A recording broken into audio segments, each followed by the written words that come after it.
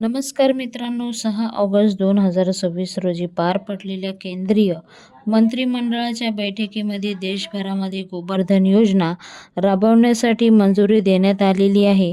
आता शेतातली काडी कचरा, शेण आणि मळी यासारख्या टाकाऊ वस्तूपासून बायोगॅस म्हणजे CGB आणि सेंद्रिय खतपासून FOM तयार करून शेतकरी आणि ग्रामीण तरुण ह्या अशा गोष्टीपासून टाकाऊपासून गॅस तयार करू शकतात.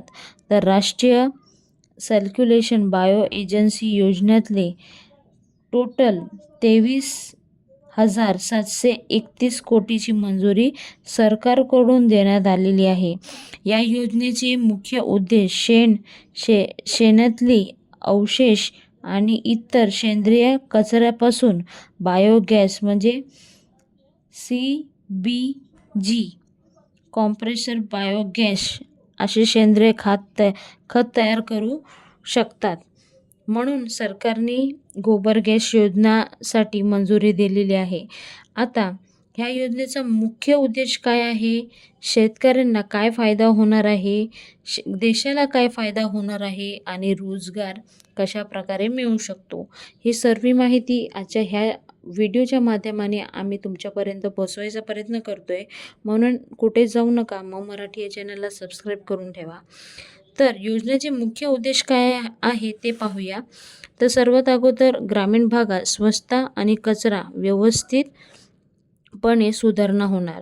शेण व सेंद्रिय कचऱ्याचे इंधन आणि खतामध्ये रूपांतर. स्वच्छ ऊर्जेने उत्पादन वाढणार.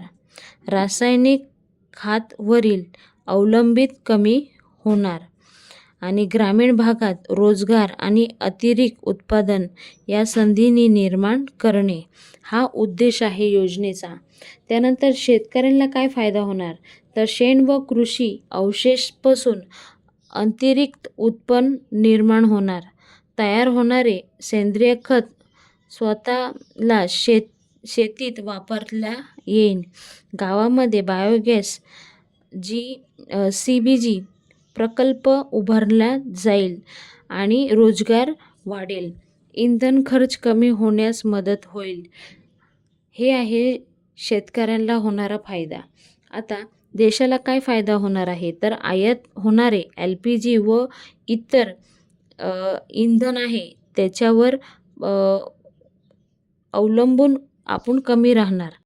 ग्रामीण अर्थव्यवस्था अधिक मजबूत होणार, रोजगार मिळणार आणि आपण कोणावर डिपेंड राहणार नाही बाहेरच्या देशावर. म्हणून देशाला ह्या गोष्टीचा फायदा होणार आहे. आता रोजगार काय मिळू शकतो, तर ह्या उपक्रमामुळे पुढील 10 वर्षांमध्ये सुमारे 1.5 लाख नवीन रोजगार संधी मिळू शकते.